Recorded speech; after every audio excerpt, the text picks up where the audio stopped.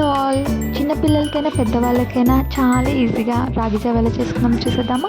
ముందుగా stove on చేసి కొద్దిగా లోతుగా ఉన్న గిన్నెలో 2 గ్లాసుల వాటర్ వేసుకొని కొద్దిగా సాల్ట్ వేసుకొని మరిగించుకోవాలి.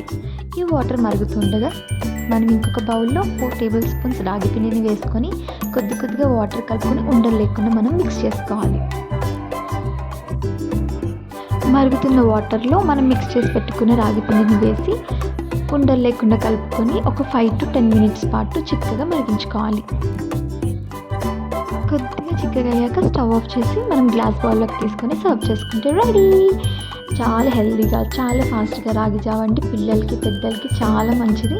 ఇందులో కొద్దిగా ఆనియన్స్, సన్నగా తరుముకున్న పచ్చిమిరపకాయలు, కొద్దిగా కొత్తిమీర, అలాగే కరివేపాకు వేసుకొని తింటే చాలా హెల్తీ. మీరు కూడా ట్రై చేస్తారు కదా. మీకు కనుక ఈ వీడియో నచ్చినట్లయితే please like, share and subscribe.